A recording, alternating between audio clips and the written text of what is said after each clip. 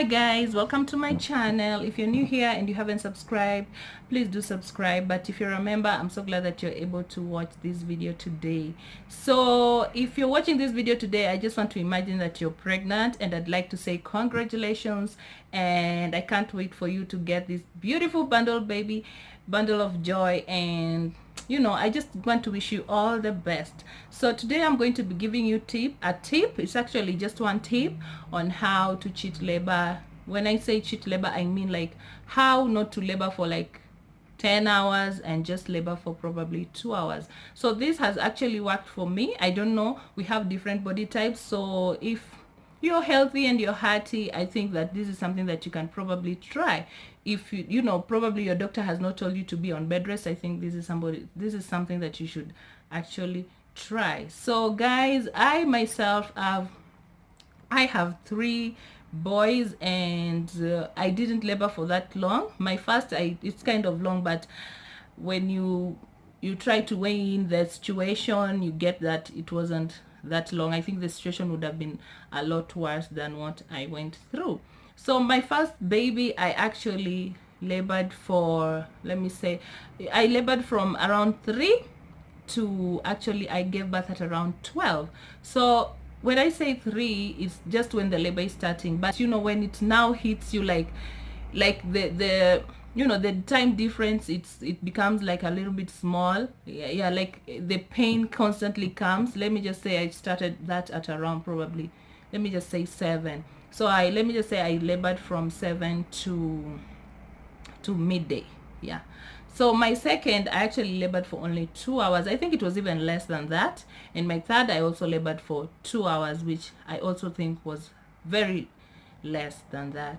So the reason why I usually labor for that short time, actually this is the secret, is because I tend to walk a lot. So when I mean walk a lot, is not that you walk from here to I don't know where. Like, you tend to do this frequently and you don't overwork yourself. You tend to listen to your body. When you feel that you're tired, you just leave it at there and you find another means of getting home. So this walking actually helps in that it helps lower the baby down to your cervix, so that by the time you're going to have the baby is already in the correct position. And also the fact that because the baby is going to be in the correct position, you're going to labor for probably a few hours. So my first baby, I think I tend to labor for that long because my baby was big.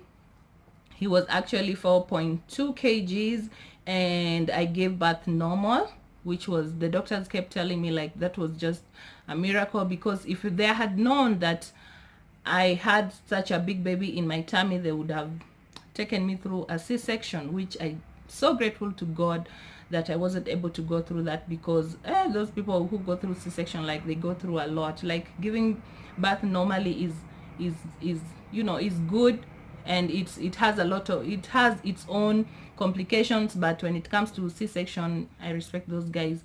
So today I'm going to tell you how you go about your walks and what to wear and stuff like that. So when you're going for these walks, I'd like to recommend that you wear something comfortable, possibly some leggings or tights, and just a nice comfortable shirt.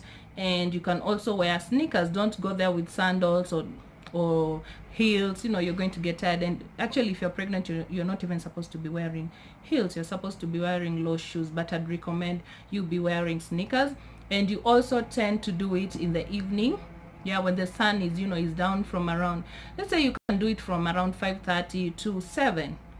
So you want to take somebody with you, because when you're going for these walks, you never know, something can happen, especially if your due date is near. So you want to go for these walks frequently. You can, and with our lifestyle nowadays, we tend to sit a lot. Like, you go to work and you're sitting the whole day, and when you get to a matatu, which is, I know it's usually very close by, you just get to the matatu and then you get home again, you walk for like 2 minutes and you're already in the house. So you don't tend to exercise a lot. So during the weekends, you are also tired because you don't exercise. Your body is not your body, and you're so tired that you can't do anything else. Even house chores you cannot do. But let me tell you, if you start your walking, you'll be sleeping better. I used to sleep so well. I'm not pregnant right now, but I'm done having babies. But let me just tell you, when I was having my children, Like when I go for those walks, I tend to sleep so well, like you're comfortable. You know, when you're struggling to sleep when you're pregnant, you won't experience that when you're going for these walks that frequent. So I'd recommend you take somebody with you. And also when you're going for these walks, try not to walk away, you know, like you go to those remote areas, because when you go to those remote areas, you tend to go away from the road, and when you get tired, you're not able to find another means to go back home, because definitely you won't be able to walk back home because you're already tired. So tend to be near the road, so that when you're tired, me, when I was tired, I usually get to a matatu or just a taxi, and then I get myself back home. And also, I'd like to recommend that you tend to listen to your body. If you've walked and you feel you're so tired, please don't overstress yourself. Don't overdo it, because that one you'll also be harming your baby and yourself. So tend to listen to your body. If you feel that you've done it enough, please just stop there and find another way of getting back home. And also just keep on adding the distance slowly by slowly. Don't do like a long distance the first time you try it, and then you've walked, I don't know, from here to where. Try to make, you know, you adjust the distance slowly by slowly. Like today you can do 5, and then tomorrow you do 10, and then you do 15, like that. So just don't do it like once and then you do it like too much, because now you'll be stressing your body and you'll be stressing your baby. So for me, this has really worked for me, and I believe that if you do it the right way, it will really also work for you. Yeah.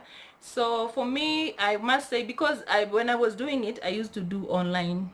I used to have an online shop. So you know, when you have an online shop, you tend to do deliveries by yourself, or you can give it to somebody. But when the person who used to do delivery for me, when he was busy, I had to do it on my own. So I used to like walk for a very long time, and sometimes people would give you like wrong directions, and then you get to the stage, and then you have to walk for like a while before you get to where you're going. So it's also a good thing that it really helped me, as much as that time I was feeling kind of frustrated. But I want to thank God that I was able to experience that, because when I labored, I only labored for like a half an hour, and by the time I usually get to the hospital, the nurses are like, you've been laboring and you've been at home, you didn't come, why didn't you come to the hospital early enough? And I usually tell them that I just started to labor like this, and then I got into a taxi and I came to the hospital, because they always think that I'm laboring and I'm just in the house, which is something that I don't do. I can never do that. You don't want to harm your baby. So guys, I hope that you guys are going to follow through this, and I hope that this is going to be helpful to you, because it actually helped me a lot. And I have a few friends who have had babies. They kept asking me like, well, how do you do it? How do you get to, you know, labor for that short time? And I actually told them that walking has helped me a lot when anytime I'm pregnant and I'm going to have a baby. And when I say you walk, I don't actually mean that when you start laboring is when you start to walk. I mean that when you're pregnant, try to stay active. Even when I was just in the house, I would just move around, maybe arranging clothes and doing this, so you know, you walk from here to there, and that also keeps you active. But the best part is when you go outside and you walk. And probably I would recommend that you go with your husband, so that way you guys are able to bond, and you also spend time together, and you're able to discuss a lot of things. So I think it's also a good thing. It's an exercise, and you also get to bond. So guys, it has worked for me, it has worked for my friends, and I think it can work for you. But as I told you earlier, if you feel that this is not for you, please don't do it. And if you feel that you're healthy and your doctor hasn't put you on bed rest or anything like that, I would just recommend that you can actually try this out, because it is something that even if you go to the clinics, they will tell you that walking is a good exercise. So you can also consult with your doctor before you start, so that you can be comfortable when you're starting, because you know that you are safe. Yeah, so that is basically it, and I hope that you guys are going to learn from this, and I hope that it's going to help you. And please leave a comment down below if this has worked for you. If it hasn't, also you can also leave a comment, and you can tell us probably why it didn't work for you, if you have a reason. And I'd like to hear from you. And also like this video, and please don't forget to subscribe, because when you subscribe, it gives me the motivation. I know that now I'm making videos that are actually helpful to someone. And you can also share with your friends, anybody that you know is pregnant, and probably this information is going to be useful to this person. I'd highly recommend that you share this info with them. So guys, see you in my next video, and I'm so glad and so grateful that you guys have being able to watch today. So guys, bye and see you soon.